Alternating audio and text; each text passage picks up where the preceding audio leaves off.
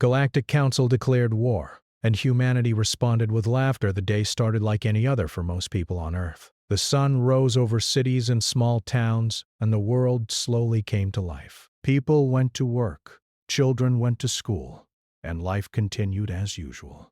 Nobody expected that in just a few hours, a message would arrive from deep space that would change everything. John Carter, a history teacher in Boston, was sipping his morning coffee when his phone buzzed. He picked it up and saw a notification unlike any he had seen before. It was from an international news service. The headline read, "Galactic Council declares war on Earth." John blinked. He thought it might be a joke. He showed the message to his wife, Emma Brooks, who laughed and shook her head. "This has to be a mistake," Emma said. She was a nurse and was used to dealing with stressful situations, but this was different. The idea that a council of aliens had actually declared war on Earth seemed impossible. Yet the message included detailed information. A council of alien species had been watching Earth for decades. They had decided that humans were unpredictable, loud, and dangerous to other species in the galaxy. They had voted unanimously to take military action. John scrolled down the message. It said that fleets would arrive near Earth in just a few months. The council expected humans to panic, to beg for mercy, or at least try to prepare poorly. John looked at Emma and shook his head. "You know," John said, "I think they have no idea who they are dealing with." Emma raised an eyebrow. "What do you mean?" "Humans," John said with a small smile. "We don't act the way they think we do. We survive, we adapt, and we laugh at danger. Maybe it's funny to them, but we've faced worse." Across the world, people received the news in many ways. In New York, Alex Turner, a young engineer, was walking to the subway when he saw a huge digital billboard showing the Galactic Council message. People around him paused, stared, and then started laughing. Some made jokes about what the aliens would think of fast food, baseball, and internet memes. The laughter was not disrespectful. It was a way to deal with fear. On television, news anchors tried to act serious. They explained the council's warning, the fleet arrival, and the possible dangers, yet even the serious broadcasts were often interrupted by viewers' reactions. On social media, hashtags like #HumansLaugh and #AlienWar went viral within minutes. Meme after meme appeared showing aliens confused by Earth music, traffic jams, and reality shows. In Washington, D.C., leaders held emergency meetings. President Claire Mason sat at the head of a large conference table. She listened to her advisors, military commanders, and scientists. Everyone seemed tense except the president. She had learned that panic rarely solved problems. "Let's not act rashly," Claire said. "We need to understand what they really want, how serious they are, and what we can do. Panicking will not help. Humans have faced threats before, and we have always found a way." Her chief of staff, Ben Ford, nodded. He had been part of crisis teams for years. He understood her calm. He also knew that humans often prepared quietly while appearing to ignore danger publicly. It was a strange trait, but it worked. Meanwhile, across the globe, ordinary people tried to make sense of the news. In small towns, farmers continued to tend their fields, joking about what the aliens would think of corn and cows. In schools, teachers explained the situation in simple terms, but emphasized hope and cleverness over fear. Children asked questions about spaceships and lasers, and teachers smiled, making stories about brave humans who faced monsters and won. At a research lab in Houston, Sam Lee, a young scientist, was already looking at the news with a thoughtful expression. He worked with experimental defense technology. The idea of a galactic war was unbelievable, yet he knew that humanity had always faced the unknown. He began taking notes on what might be needed if the Council's fleets were serious. His focus was quiet and determined, not loud or panicked. Back in Boston, John and Emma talked more about what the Council might be thinking. John laughed again. "They probably imagine humans screaming and begging," he said. "They have no idea we have been through wars, plagues, disasters. We don't beg. We figure things out, and we laugh along the way." Emma smiled. She had learned that humor was often humanity's first defense. Even when facing storms, fires, or accidents, humans often joked, told stories, and kept hope alive. Laughter did not mean weakness. It was a way to survive. The Galactic Council did not know this. Their communication had been formal, distant, and serious. They had not seen humans in action. They had only observed signals, broadcasts, and reports from satellites. They expected fear. They expected submission. Instead, they saw laughter, jokes, and calm responses. This puzzled them. On one of the Council's monitoring ships, Commander Vark, a tall, insect-like alien, scowled at the human reaction. "Why are they laughing?" Vark asked his subordinates. His voice was sharp and clicking. "We do not understand," said another alien, a blue-scaled being named Krelon. "They should be afraid. They should surrender. Yet they seem to treat our declaration as entertainment." Vark's eyes narrowed. "Prepare the fleets," he said. "We will show them that we are serious." Back on Earth, people did not panic. They watched the news, they joked, they continued their lives. Yet quietly, human leaders, engineers, and scientists began to prepare. It was a careful, organized preparation, unlike anything the Council could predict. Humans were unpredictable because they combined laughter with cleverness. In Los Angeles, Lisa Grant, a pilot, checked her small private fleet. She was part of a civilian group trained for emergencies. She smiled at her team. "Remember," Lisa said, "we act calm. We stay clever. We show them we are ready. But we don't panic. Panic is the worst weapon to give the enemy." Her team nodded. They had trained for simulations, natural disasters, and even theoretical space attacks. Now it seemed the theory was becoming reality. On the streets of Chicago, Nate Parker, a mechanic, watched his neighbors repair cars, secure homes, and prepare for the unknown. Yet there was still laughter. Jokes about aliens not understanding car engines, hamburgers, or baseball were everywhere. Humans were strange, loud, and unpredictable. The Council did not understand this. Even in media, humor dominated. TV shows quickly adapted. Late-night hosts joked about galactic war declarations. Talk shows invited children to explain how they would defeat aliens with silly ideas, and people laughed along. The Council's serious message had created a global reaction humans had always used: humor to face fear. John, Emma, Alex, Sam, Lisa, and Nate all continued their days. Each in their own way, they observed, discussed, and prepared. None of them panicked. Each of them understood that this was the moment when humans would show their true strength, not through rage or fear, but through calm, clever, and unpredictable action. As the sun set across the world, lights turned on in houses, streets, and cities. People gathered with family and friends. They discussed the news. Some joked, some planned quietly, some simply watched. No one knew exactly what the Council would do next. Engineers, scientists, pilots, and soldiers coordinated plans that the Council could not imagine. In Houston, Sam Lee worked in a research lab with his small team. He looked at diagrams of the approaching alien ships, thinking of ways to slow them down.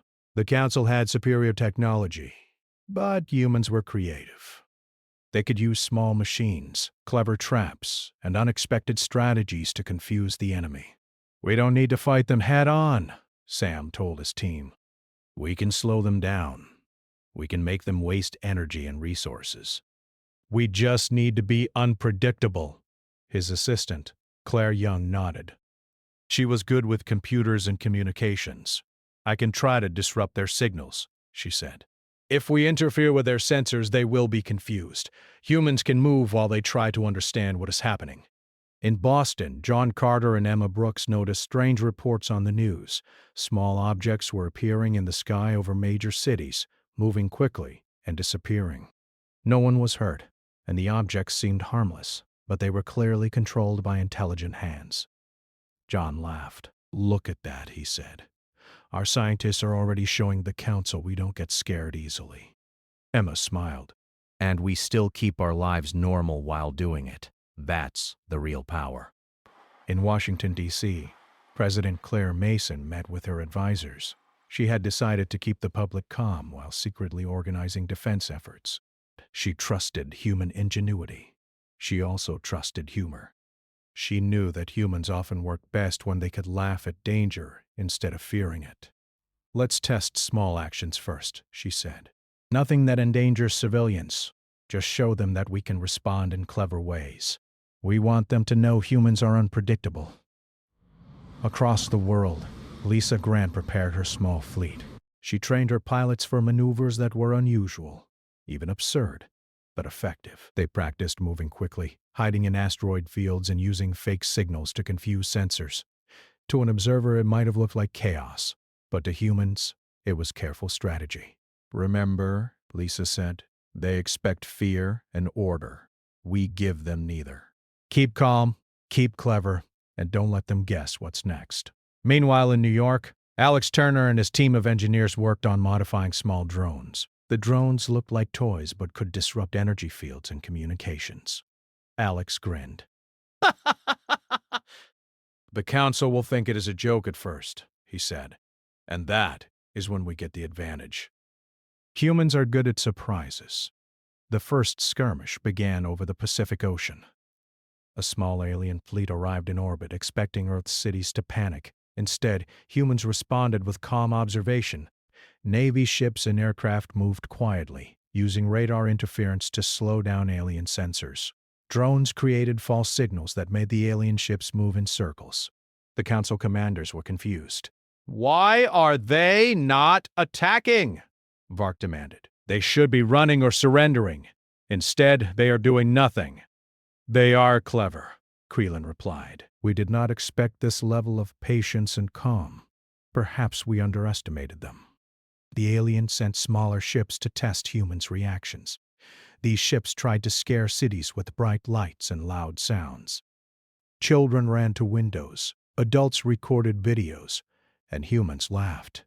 They joked online about alien fashion, strange voices, and unusual technology. The council had expected panic. Instead, they saw entertainment. In Houston, Sam and Claire monitored the alien movements. They smiled as their computers showed confusion in alien formations. Each small action humans took slowed the fleet's progress. Human laughter and jokes spread quickly, but behind the humor, serious planning continued. "Look at them spin," Claire said. "They think they are in control, but we are already guiding their moves." In Boston, John watched a report showing a small alien ship trapped in a clever magnetic field created by engineers. The ship could not move and floated helplessly. John laughed. "This is exactly what I mean," he said to Emma. "We turn danger into opportunity. Humans do not just survive, they adapt." The Galactic Council grew frustrated. Their plans were precise, and humans were unpredictable. They tried sending messages demanding surrender, but humans replied with calm humor. A live broadcast from the United Nations showed leaders calmly explaining that humans valued survival, creativity, and unity. There was no fear, no panic, only a firm sense that humans would defend themselves in their own way. In Los Angeles, Lisa Grant's fleet executed a clever maneuver. Small ships created holograms that looked like massive fleets. Alien sensors detected the holograms and redirected real ships toward them. The aliens wasted time and fuel, and humans remained safe. Lisa smiled. "They expect battle. We give them theater." Alex Turner and his engineers had another plan. They sent drones disguised as birds and insects into alien ships. These drones created false alerts, triggered minor malfunctions, and spread confusion. The council's fleet moved cautiously, unsure where the threats truly were. Humans had turned ordinary objects into strategic tools, something aliens could not comprehend. In Chicago, Nate Parker helped organize civilian volunteers. They set up safe zones, emergency shelters, and communication networks. Yet they still joked and laughed, sharing stories online about aliens misunderstanding human culture. Even children participated, drawing pictures of aliens holding hamburgers and baseball bats. The council could not understand why humans faced fear with humor. As weeks passed, The first small battles ended with humans in full control. Alien ships retreated or moved slowly, trying to understand humans' strange strategies. Commander Vark's pride was wounded. He had expected humans to beg, to fight poorly, or to panic. Instead, humans combined clever planning, calm patience, and humor in ways he could not predict. Back in Washington, President Claire Mason addressed the cabinet. "They are confused," she said. "We have not attacked directly. We have not lost a single city.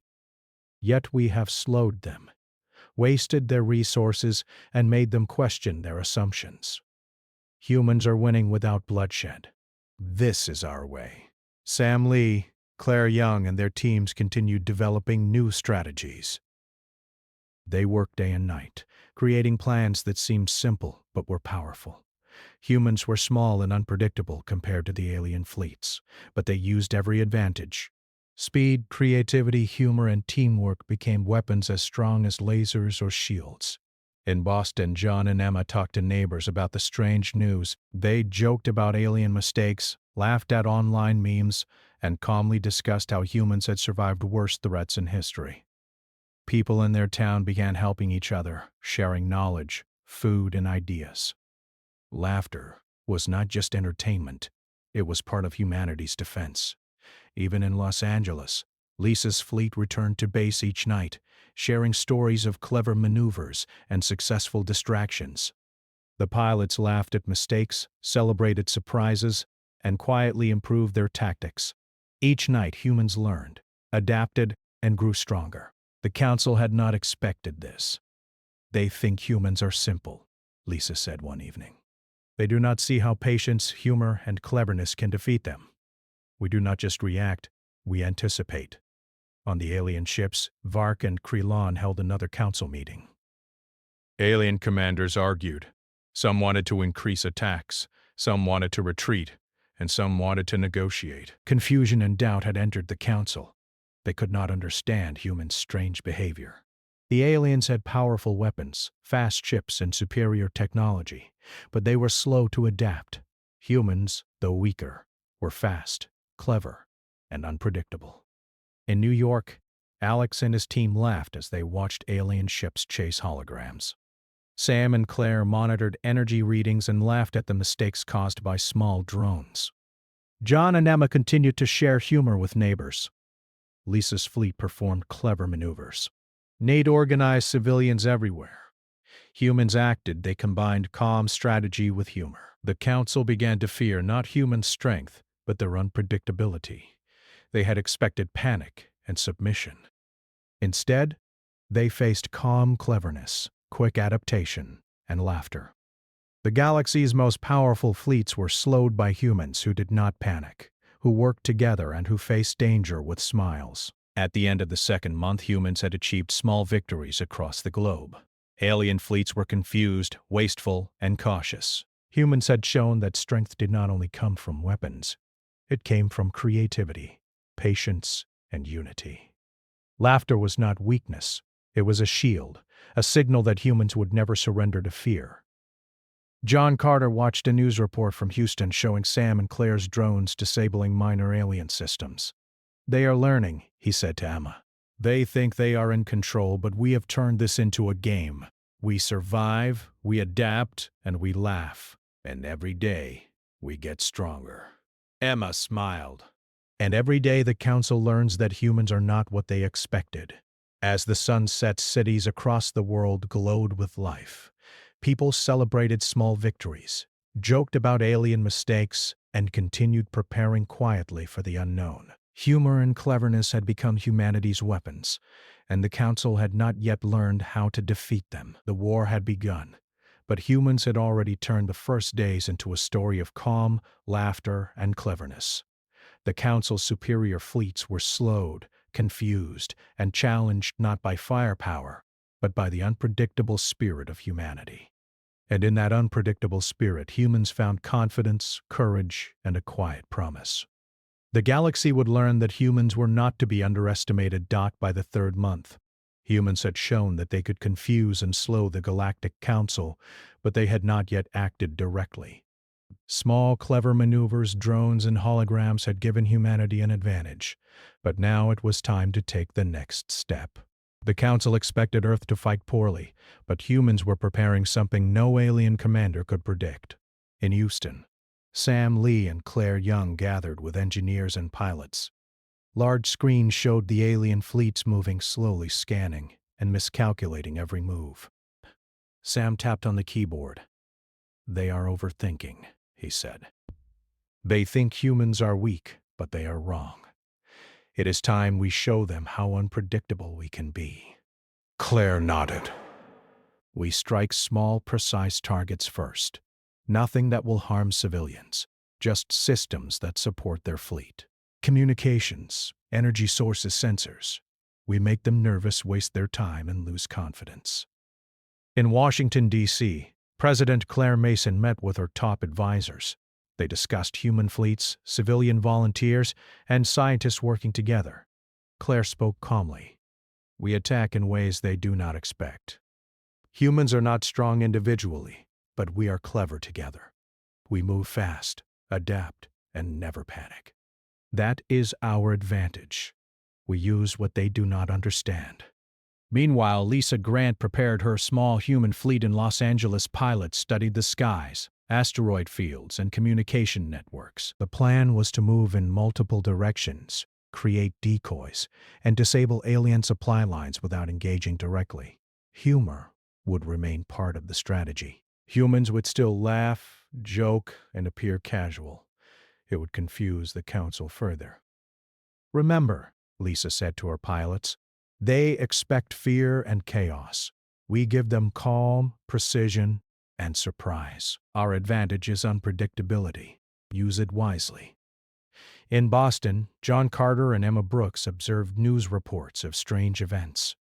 Alien ships moved in circles, following false signals created by human drones. Civilians still laughed at online memes of aliens holding strange tools or failing at simple tasks. John smiled. "They think humans are foolish," he said. "But this foolishness is planning patience and cleverness. It is a weapon." Alex Turner and his engineering team in New York had built more drones. These were disguised as birds, insects, and small satellites. They could interfere with alien sensors, jam communications, and cause confusion on a larger scale. Alex smiled at the display. "We make them chase shadows while we strike the real targets," he said. In Chicago, Nate Parker organized civilian volunteers to help with communications and monitoring. Civilians set up stations in safe zones, tracking alien fleet movements and sending data to human strategists. Humor remained part of daily life.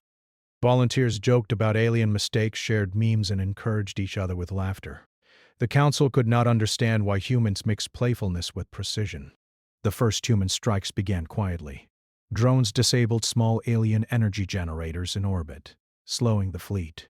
Holographic decoys forced ships to move in wrong directions. Lisa's fleet disrupted supply lines by guiding alien ships into harmless but time-consuming traps. The Council expected fear, but humans acted calmly and efficiently. Commander Vark watched the reports and growled. "They move with purpose, but do not panic. Why do they not fear us? Why do they act as if this is a game?" Krylan, the blue-scaled alien, shook his head. "They are clever but illogical. We cannot predict them. Every move they make confuses us more. We may need to retreat or negotiate." The aliens sent a small group of attack ships to directly confront human fleets near the moon. Lisa's pilots waited calmly, using asteroid fields and clever maneuvers to avoid direct conflict. Drones jammed sensors, and holograms created false targets. Alien ships fired, but their shots missed entirely. Human pilots laughed quietly, joking about alien aim while completing their objectives. "They think fear will make us weak," Lisa said over the comms. "We use calm and humor to guide them into mistakes. They cannot win if they do not understand us." On Earth, civilians continued their routines. Children drew pictures of aliens failing at simple tasks. Families shared stories of clever tricks, and people laughed online. Laughter became a weapon of morale. Humans faced the greatest threat in history, yet maintained hope, creativity, and unity. Sam Lee's team in Houston had prepared another surprise. Small drones moved near alien communication hubs, creating false messages and redirecting ships. Human fleets remained hidden, moving efficiently while the Council's forces struggled to coordinate. Every human action seemed simple but had precise planning behind it. John and Emma watched the news. Reports showed alien ships confused, energy generators disabled, and communications jammed. People laughed at online commentary, memes, and jokes about the situation. John shook his head. They expect fear. We give them strategy. They expect chaos. We give them laughter and calm. They are learning too late that humans are not simple. In Washington, President Claire Mason addressed her advisors. Our goal is not to destroy, she said. It is to show that humans cannot be controlled by fear or intimidation. We move cleverly, strike precisely, and use humor to maintain confidence. Humans do not fight blindly. We outthink the enemy. Sam Lee and Claire Young monitored the alien fleet. Small human attacks had already caused confusion and delays. Alien commanders argued, trying to guess human plans. Juans had moved faster than the Council could comprehend, showing that creativity and unpredictability could outweigh superior technology. Lisa Grant's fleet continued operations. Pilots guided alien ships into false paths, disabled supplies, and reported success with quiet humor. They think they understand us, Lisa said. They do not. They never will.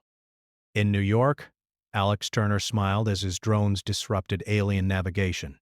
Each small act slowed the fleet and wasted resources. Alex laughed with his team. They think this is a small annoyance, he said. But it is a sign that we control the battlefield in ways they cannot see. In Chicago, Nate Parker coordinated volunteers, ensuring communication lines remained strong. Civilians tracked alien movements, helped with logistics, and maintained humor. Laughter was a shared language that kept morale high. Humans were small compared to the Galactic Council, but they were organized, adaptive, and united. As weeks passed, human actions grew bolder. Small fleets disabled critical energy sources in orbit, disrupted supply routes, and created chaos among alien ranks without direct combat. The Council's commanders argued constantly. Some suggested retreat, others wanted stronger attacks, but uncertainty ruled their decisions. Humans were always one step ahead, calm and unpredictable. John and Emma watched reports showing alien fleets retreating to regroup. People laughed, joked, and celebrated small victories. They thought fear would control us, John said, but humor, calm, and cleverness control them instead. President Claire Mason met with her top team. We are not done, she said. But we have shown the Council that humans cannot be intimidated. Our goal is to protect our planet, our people, and show that intelligence, unity, and courage can defeat fear. Sam Lee's team planned the next operation. Small human fleets would move in new directions, disable more alien sensors, and create confusion. Each action was precise, clever, and calm. Humor remained part of every plan, keeping morale high and making the aliens unsure of human intentions. In Los Angeles, Lisa Grant addressed her pilots. Remember, she said, we do not need to destroy them to win. We need to be smarter, faster, and unpredictable. Keep calm. Keep clever. Keep laughing. The galaxy will learn the power of humans soon enough. Alex Turner's engineers prepared more drones, disguised as birds, satellites, and insects. These small machines would disrupt alien operations further, keeping humans ahead. Humans were small and limited in firepower, but their creativity and strategy allowed them to control the battlefield. In Boston, John and Emma continued to encourage neighbors. They shared news of small human victories, explained clever strategies, and laughed at alien mistakes. Laughter was a tool, a shield, and a sign of confidence. Humans faced the greatest threat in history, and yet showed courage, unity, and intelligence. The Galactic Council had underestimated humans. Superior fleets and weapons were slowed, wasted, or disrupted by small, clever, and humorous strategies. Humans had shown that intelligence, calm, and teamwork could defeat fear and confusion. The Council realized that their war was not going as planned. Commander Vark and Krillon held another meeting. Frustration and confusion were clear. Alien leaders did not understand human strategy, patience, or humor. They had expected fear, panic, and disorder. Instead, humans moved calmly, struck cleverly, and laughed at danger. Their unpredictability was their greatest weapon. "They are winning without fighting directly," Krillon said. "How can this be? Humans are strange," Bark replied. "They combine humor with skill, patience with cunning. They are not afraid, not because they are weak, but because they are clever. We did not expect this." On Earth, civilians continued their lives. Children laughed, families joked, communities worked together, and humans remained calm. Behind the humor, strategic operations continued. Humans were small but organized, creative, and united. By the end of the third month, humans had proven that they could control the battlefield without losing a single city. Alien fleets were confused, delayed, and unsure of the next move. Humans had shown that cleverness, unity, and calm could overcome superior technology and force. Laughter had become a powerful weapon, and the Council had not yet learned how to defeat it. John Carter watched a report showing small human victories across the globe. He turned to Emma. "They thought they could scare us," he said. "But we showed them that courage, cleverness, and laughter are stronger than fear." Emma smiled. "And the Council is learning that humans are not what they expected." As night fell, cities glowed with life. Humans celebrated small successes, laughed at alien mistakes, and prepared quietly for what was next. The Galactic Council had learned a new lesson. Humans were unpredictable, clever, and fearless. The war had reached a turning point.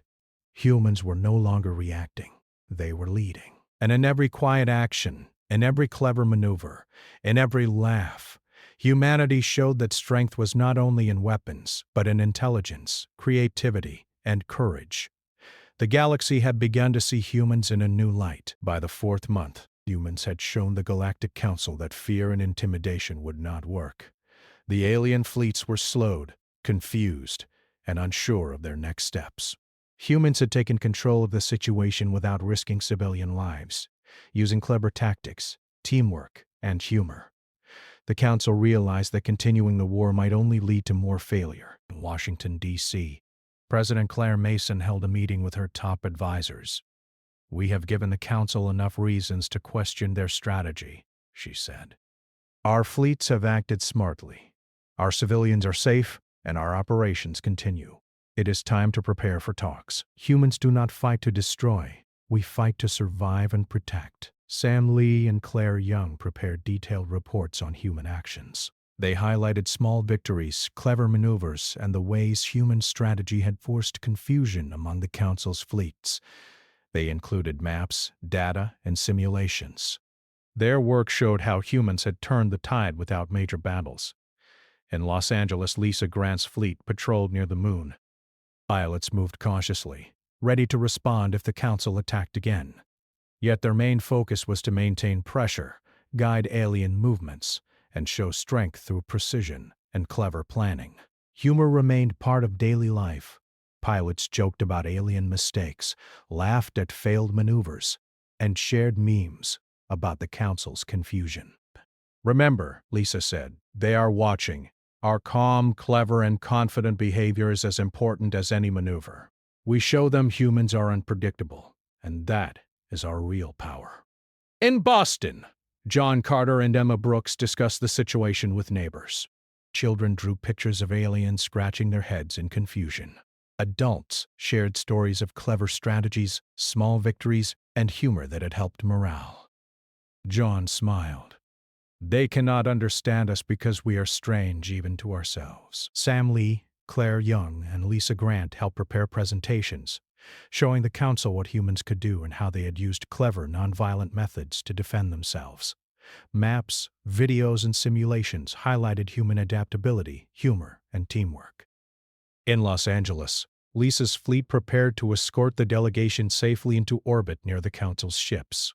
Pilots practiced precise maneuvers, keeping calm and observing alien movements.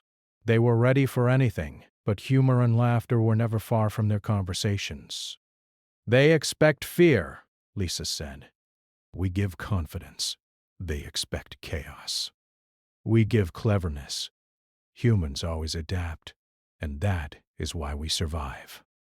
As the delegation moved into orbit, Commander Vark greeted them with formality and suspicion. Humans arrived calmly, some joking quietly, some observing carefully. President Claire Mason spoke first. "We come not to beg," she said. "We come to explain. Humans laughed at your declaration not because we are foolish, but because we understand danger. We face it with intelligence, creativity, and humor. We survive by working together, adapting, and never panicking. That is the human way." The council listened, confused and cautious. Humans continued. Sam Lee and Claire Young explained strategies, showing how small, precise actions had disrupted fleets and communications without harming civilians. Lisa Grant described careful maneuvers and clever plans.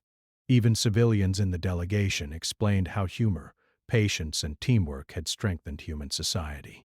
Vark and Creelon listened carefully. They realized humans had turned the war into a demonstration of intelligence, patience, and unity. Humans had not sought destruction, only protection. Every action had been clever, precise, and calm. Laughter and humor had been a tool to maintain morale, not disrespect. "Humans are not what we expected," Krylon said quietly. "They are clever, united, and fearless. They do not fear us. They act unpredictably, and we cannot control them." "We must reconsider," Vark said. "Continuing this war may only bring further failure. Humans are strong in ways we cannot measure or predict." After hours of discussion, the Council agreed to cease hostilities. They formally requested peace talks.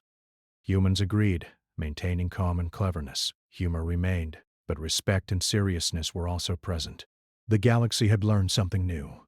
Humans were not to be underestimated. Back on Earth, news spread quickly. People laughed, joked, and celebrated.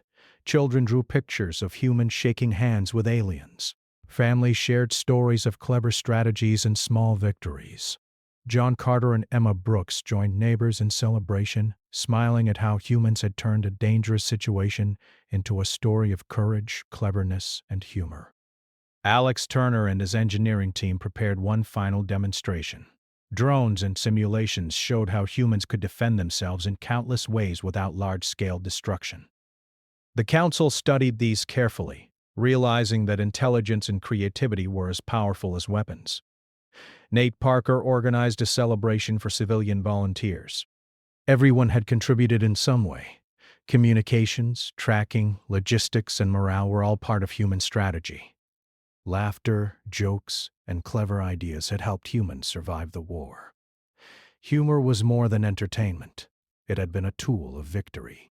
President Claire Mason addressed the world. "We have faced a threat unlike any before. Humans did not panic. We acted calmly, cleverly, and together. Humor has been part of our strength. Today, the Galactic Council recognizes that humans are unpredictable, united, and clever. Our planet is safe. And we have shown that intelligence and courage are stronger than fear." In Los Angeles, Lisa Grant's pilots celebrated quietly. Their maneuvers had kept fleets in check. Drones and holograms had confused alien commanders. Humans had won through cleverness, patience, and calm action. Laughter and humor had remained part of every operation. Sam Lee and Claire Young smiled as they watched council representatives shake hands with human delegates. Humans had shown that war did not need to be violent to achieve victory. Cleverness, teamwork, and humor could outmatch technology, fear, and force. In Boston, John and Emma walked outside, watching children play and neighbors share stories. "We survived," John said. "We showed them who humans really are." Emma nodded. "And the galaxy will never forget it. We faced danger calmly, cleverly, and with laughter. That is our power." Commander Vark and Krillin returned to their ships, reflecting on what they had learned. Humans were unpredictable, united, and clever. Fear, intimidation, and technology alone could not control them. The galaxy now knew that humans were not to be underestimated. As night fell on Earth, cities glowed with life. People celebrated quietly, joked, and shared stories of courage and cleverness. Humans had survived the greatest threat in history without losing their way, without panicking, and without abandoning humor. Laughter had been a shield, intelligence had been a weapon, and unity had been the guiding force. The war had ended, but the story of humans would be remembered across the galaxy. Humans had faced a superior force, turned fear into humor, and used cleverness and patience to win. The Galactic Council had learned that humans were strange, unpredictable, and impossible to control. John Carter smiled as he watched the stars from his porch. Emma joined him. "We laughed, we adapted, and we survived," he said. Emma laughed quietly. "And we showed the galaxy that humans are clever, united, and fearless. We are more than they ever imagined." The story of humanity's victory spread slowly across the stars. The Council would remember it. The galaxy would remember it. And humans would continue to live, laugh, and face the future with courage, cleverness, and unity. The war was over, but the lesson remained. Humans laughed in the face of danger, acted with cleverness, and survived against all odds. The galaxy would never underestimate them again. Yet the laughter of humanity carried across the planet like a shield, a reminder that humans had always faced the unknown, and somehow they always found a way to survive. In a small town in Iowa, John sat on his porch with Emma. They watched the sky slowly darken and the stars begin to appear. "Maybe they think we are foolish," John said. "Maybe they are right," Emma said, smiling. "But being foolish has kept us alive so far." The message from the Council remained clear in everyone's minds. The galaxy expected war, and humans were the target. Yet, humans had their own way of seeing the world. They did not rush. They did not panic. They laughed, and in laughter they found courage, hope, and determination. As night fell, people across Earth went to bed, thinking about what was coming. John dreamed of clever ways humans could defend their planet. Emma dreamed of keeping everyone safe. Alex imagined clever machines and inventions. Sam thought of strategies and plans. Lisa thought of her fleet in the sky. Nate imagined using simple tools in clever ways to confuse enemies. Somewhere in space, Commander Vark's fleet moved toward Earth. The aliens were confident, certain that humans would fear them. Yet the first sign of human response had already begun. Laughter. And laughter, strange as it seemed to the Council, was the first weapon humans would use in the coming days. The Galactic Council watched Earth closely as their fleets approached. Commander Vark and his subordinates were confident that humans would panic when the first ships arrived in orbit. They had spent years planning, calculating every possible reaction. What they did not expect was laughter. On Earth, life continued almost normally. People went to work, schools carried on, and cities hummed with activity. Yet behind the ordinary routine, humans quietly prepared. "We face danger with humor, we work together, and we adapt. That is why we are winning." Alex Turner and his engineering team prepared the final phase of their drone operations. New drones could interfere with alien communication networks more effectively, creating signals that made alien commanders argue among themselves. Each small action humans took was precise, calm, and clever. The Council had no way to predict human moves. Nate Parker coordinated civilian volunteers to assist with communications, tracking alien ships and maintaining morale. People worked together, laughed together, and quietly strengthened humanity's position. Humor was more than entertainment. It was a tool, a shield, and a sign of confidence. In space, Commander Vark and Krylon studied reports of human actions. They had expected panic, disorder, and fear. Instead, humans moved calmly, acted cleverly, and laughed in the face of danger. Alien commanders argued about the best course of action. Some suggested continuing the war. Others wanted to retreat. Confusion and frustration spread across the council. We underestimated them, Crelan admitted. They are clever, united, and unpredictable. Our technology and numbers mean nothing if we cannot understand them. Vark scowled. Perhaps it is time to stop the attacks. We risk more failure if we continue. We need to meet them. On Earth, humans prepared for the Council's arrival. President Claire Mason organized a delegation of leaders, scientists, pilots, and civilians to represent humanity. She knew the talks would be serious, but humor and calm confidence would remain part of the strategy. We do not go to beg, Claire told her team. We go to explain who we are, why we laughed, and why humans cannot be controlled by fear. Our strength is our unity, creativity, and courage. That is what we show the Council.